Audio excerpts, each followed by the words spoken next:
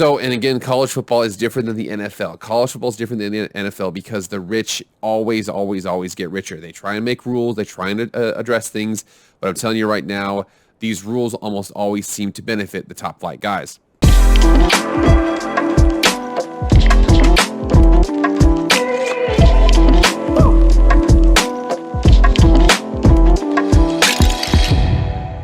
What is up, everybody? It is Jake with Master Football, back at it again. Happy Wednesday. Thank you so much for being here. Never been here before? Jake with Master Football, pro football, college football, video game football, anything related to American football, we discuss in the show right now. Please subscribe, like, share, comment, subscribe, do all that stuff. I'd really appreciate it. Without further ado, let's get into the video. All right, guys, so we come off of the news from Tom Brady, the great Tom Brady, that he has officially retired. Okay, all credit to Tom Brady. That is not what this video is about. So, the other day, I made a video about our dear friend, Mr. Caleb Williams, the former starting quarterback for the Oklahoma Sooners. Lincoln Riley leaves Oklahoma for the USC Trojans. Caleb Williams enters the transfer portal. Where does he decide to go? He was talking about maybe LSU. Wisconsin was brought up at the last second. He kind of went a couple different places. Where did he decide to go? Boom, former Oklahoma quarterback Caleb Williams transferring to USC from Pete Thamel, or Tamil, I don't know the hell how to say it. But again, you see down here, you got the fight on from Caleb Williams, basically stating that he has headed to LA. So it says right here, the move reunites Williams with first-year USC head coach Lincoln Riley, for whom Williams played during his breakthrough true freshman's year with the Sooners in 2020. Come down here and check out a couple more things about this too. It says right here that he chose the Trojans over UCLA, Georgia, Oklahoma, and Wisconsin. LSU, I believe, was in there at the last second. UCLA was kind of interesting. He, Dorial Thompson-Robinson at UCLA was still there. There was some discussions there. Georgia is still, Stetson Bennett's the starter there. Oklahoma had Dylan Gabriel. Wisconsin had a high-rated guy, so you're all kind of deciding what he wanted to do. He says, dude, I'm looking over at USC. Jackson Dart, the highly recruited player, decided to transfer away, the quarterback. So he says, I'm going to go back with my coach, take over USC. He's going in, and he's stepping into a really, really good situation. So, and again, college football is different than the NFL. College football is different than the NFL because the rich always get richer. They try and make rules. They try and address things. But I'm telling you right now, these rules almost always seem to benefit the top flight guys. So one of those top flight guys, Travis Dye, the starting running back. So CJ Verdell for Oregon was the starter at the beginning of the season, gets hurt. Then he comes in, leads the Oregon Ducks with 1,271 yards, 16 touchdowns, and 46 catches, 5'10", 190, honorable Pac-12 honors in each of the past 2 seasons. So looking good. So new starting quarterback, new starting running back. How else did they do in this transfer portal? Because it actually looks like they absolutely killed it. So here you are from 247sports.com. And again, after that, Caleb Williams transfer, you come down here and check it out. So the top class in terms of points, USC, then Ole Miss, then LSU, then Oklahoma, then Florida State, then Arkansas, South Carolina, Michigan State, Texas, Nebraska. So you see how that goes. USC was the top rated class at all those teams. See that 1 5-star right there? I wonder who that could be. So you come down here and check out who they have. So again, we see Kaulana Makaula. Sorry about that. He transfers away. Ishmael Slopshire transfers away. Jaden Williams, a cornerback, transfers away. Travis Dye transfers to them. 92 rating right there. Brew McCoy was a highly rated receiver. He decided to transfer away. He is still in the portal. You see Romello Height and Shane Lee, both state of Alabama and Auburn linebackers, decide to transfer to USC. You see Michael Trigg, the tight end, he transferred away. But then Austin Jones, the running back from Stanford, decided to transfer to USC. Latrell McCutcheon leaves OU. He's a cornerback, 90 overall, or 90 rating. Jackson Dart transferred away. Like I said, Mekhi Blackman, he's a cornerback from Colorado. He decided to transfer to them. And the couple more here. You see Tyrone Taleni, defensive lineman, who's got 2 years of eligibility left, transfers from Kansas State. And then you see a big one, 94 rating, Mario Williams from Oklahoma. We got Caleb Williams, 100 rating. We got Joseph Banjack. He transferred away. But again, you see that Brendan Rice transferred to there from Colorado. There's lots and lots of talent coming in. Mario Williams, Caleb Williams, Travis Dye, several dudes coming in. They're going to make a big impact for this team. Continuing on there. So that's what's going on with USC. USC is, and the crazy thing about the transfer portal is. The transfer portal almost operates kind of like free agency. It operates really similar in the fact that, like, hey, he entered the transfer portal, he can go here, he can go there, and it almost becomes a second version of recruiting. So every year, even if you don't get the guy that you want, if he goes to a situation, he's upset, you can still be like, hey, dude, hey, dude, hey, dude, hey, dude, into that transfer portal, come on back. So that's what I think is going on there. Now, continuing on, what do we see here? So let's project how this is going to look, because USC last year was not a good team, below 500, doing their best to get back to relevancy.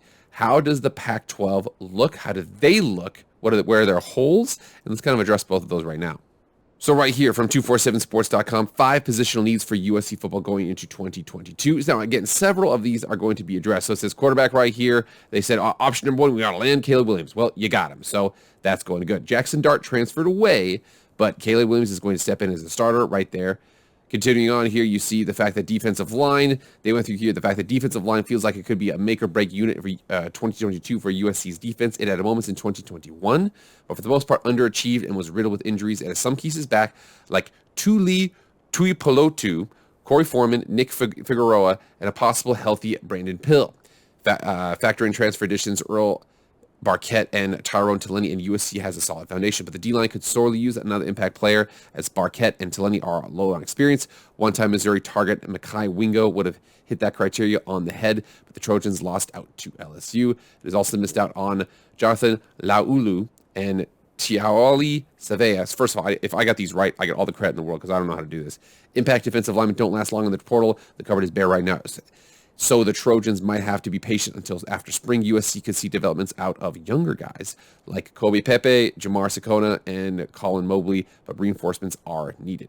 One big aspect of USC, and I heard this last season, was the fact that the offensive line really missed out. I remember several years ago, Boise State went to Florida State, and they played them. Actually, it was supposed to be in Jacksonville Stadium, then it went to a neutral site in Doak Campbell. They had star athletes, star receivers, star this, star that, all over the place. But Florida State has the same issue that Miami does, with the fact that they can recruit skill positions, they can recruit linebackers, they can recruit, secondary guys, anybody like that. They can get, it's got thousands of them to pick from. The issue is that it's hard to find big, sturdy offensive line. USC last year had the same issue. Their offensive line, they had a definite discrepancy in talent between them and the players that they played, or the teams that they played. So it says right here that the Trojans' offensive line is looking a lot better than it was a few months ago. Like I said, a few months ago, it was not good. Now trending towards being one of the top units in the Pac-12 next season. Right now, USC is returning 5 linemen that started in 2021 between Andrew Voorhees, Brett Nealon, Justin Dedick, Jonah Monheim, and Cortland Ford. Throw in Virginia grad transfer Bobby Haskins, and USC has a very solid top 6 to run with next year. But it's very clear that Riley is looking for more help, particularly on the interior. So it says he tried to get after Chris Akporogeni, but again, he wasn't able to go. He went to Tennessee. And then we also see Osiris Torrance, who went from Louisiana to Florida. A big one here is you come down here and check this out. So there's a prospect, Josh Connerly Jr., who is still available out there in the 2022 class. He's eligible to sign. He didn't go with the early signing window, but he's eligible to sign. And if he were to come in 6'5", 280 pounds, looks like a solid player.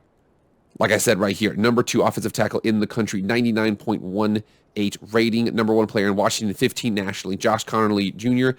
So you see here who's interested in him. He's won on Miami, Michigan, Oklahoma, Oregon, and USC. I suspect that Oregon was recruiting him last year, and then Mario Cristobal went to Miami. He's probably saying, hey, dude, come on down to the U, coming down to the U. USC is hot on his trail, though. Everybody wants this guy. We'll see what's going to happen, but it looks like USC's offensive line is much better than it was last season. And here we are with MercuryNews.com. So again, how is it looking for them right now? Because honestly, a lot of people are like, if USC, it sounds like everything's going great. They're getting all these amazing players, but they're stepping into a situation where they still have to compete on the field, and there's other teams that are much more established. So the North, because Mario Cristobal left, I think that they've still got enough talent to kind of take over. Also by default, no offense to Washington State, Washington, Oregon State, and Stanford, and Cal, they just really have issues with talent here. You see Cal and Stanford are projected to be, these are 2 amazing, programs. Cal and Stanford are projected to finish last. Oregon State, no disrespect, is projected to finish fourth. I mean, but it's hard to recruit to Corvallis. Actually, Corvallis is actually pretty cool. I've been there a couple times. Washington and Washington State are doing pretty bad. So it looks like Oregon's going to win this one by default. If we check out the South, the projection right now is the fact that Utah is the no-brainer pick. They lose Devin Lloyd, they lose Britton Covey, but at the same time, they still have Cam Rising. Their quarterback came back. They're going to be a run-it team. Remember, they took Ohio State down to the wire. So it looks like they are going to be back again. They have a lot of players back. And then from there, man, the Pac-12 South there's almost like a power vacuum for second place right now because UCLA should be there. Okay, Chip Kelly, solid guy, has the program in the right direction, but still at the same time, you're hoping that, they can just be more consistent. You also see the fact that Arizona, it said right here that they start off horribly, but they really finished well down the stretch. Arizona State has many issues right now. Jaden Daniels is back, but it looks like there could be an investigation. They lose a lot of players. There's a lot of questions there. And then Colorado, let's just say they've seen better days. These guys right now have USC projected to finish second. I would not be surprised if USC and UCLA are battling out for that second spot right there, just because I think they're going to be talented. Lincoln Riley is a good coach.